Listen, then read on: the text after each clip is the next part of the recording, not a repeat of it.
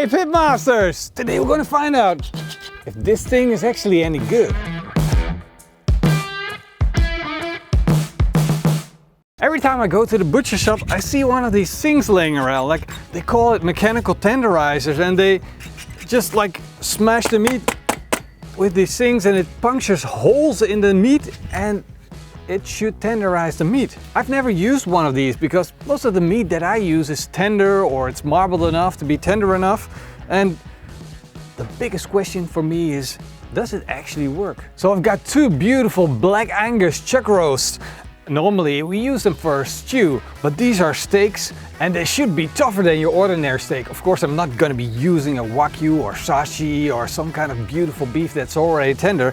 I want that one with the fibers in it, the one that's stuffed, the one that is good for this test. That's why we use chuck roast. But we already proven in a previous video that they can be a pretty good steak. So we're going to be cooking one that we tenderized mechanically and the other one like we would do normally. And for cooking we're going to be using, ta-da, the new Muesta barbecue disc.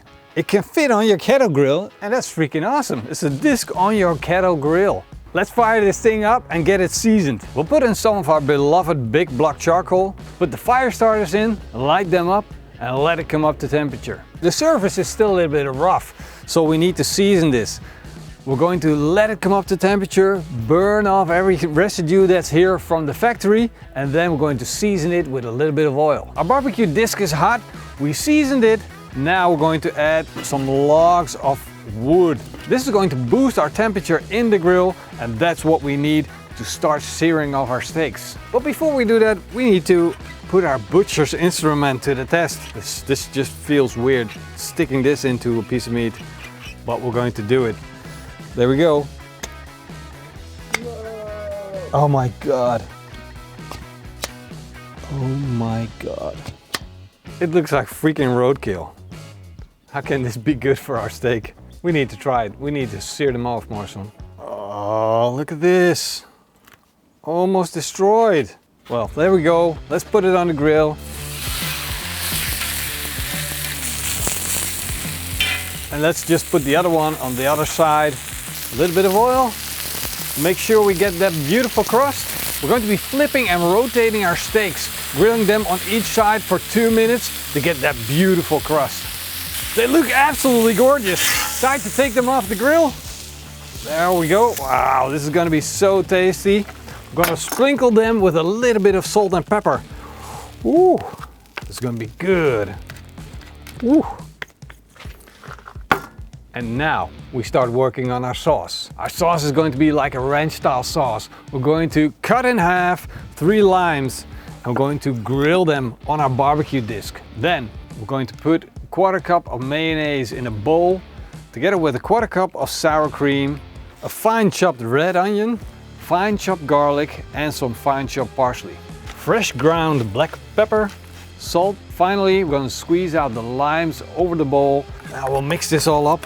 Oh, it already smells so good. That lime is just a crazy sweet and limey fresh smell. You see how the consistency is nice and smooth, but at the same time it's not as thick as mayonnaise anymore. Now it's time for a quick taste test. It has that sourness, the onion, the parsley, the garlic. The best way to do this is make this 4 hours ahead of time and let it sit in the fridge, then it comes out the best way. You can tweak it with a little bit of sugar, a little bit of salt, a little bit of pepper, but mine is just perfect. We'll leave it as it is and we're going to start slicing into our steak. We'll start with our ordinary steak. Let's cut it up. I love the crust on this. Absolutely beautiful. Let's take a bite out of this. I love chuck roast steak. It's a lot of work to chew on, but it tastes so good. That's why these steaks are so thin. You only need to sear them quickly on each side. Get that beautiful crust. Now we're going to slice in the chuck roast that we mechanically tenderized. It looks like a bit of an accident, but let's bite into it. I'm quite excited. If this worked out, I don't know what it means, but it could change my world. It's more tender. Really? Yeah, it is. No way. Seriously. Try the one that we didn't tenderize. It's a good steak, by the way. It's nice, right? It's just chuck roast. This stuff is super cheap. Yeah, and it's almost only crust. Crust and flavor. Made on a cast iron grill like this on this disc. Absolutely beautiful crust, flavor, salt, beef. Now, oh, a big one. Can you handle that, Marshall? It's more tender. You still get the crust, you still get the flavor, but it almost feels like it's gonna fall apart on you. Yeah, I know. I don't want to be using these mechanical tenderizers, but with the chuck roast steak, I think I am going to use this tenderizer. Yeah, I think I am. I was thinking about the next video. How about that chuck roast compared to a Sachi beef? Now my favorite way is to eat this all together. A chunk of bread, fresh baked, look at that.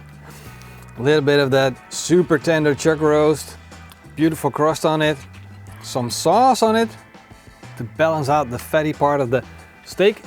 There we go. What a lovely barbecue recipe.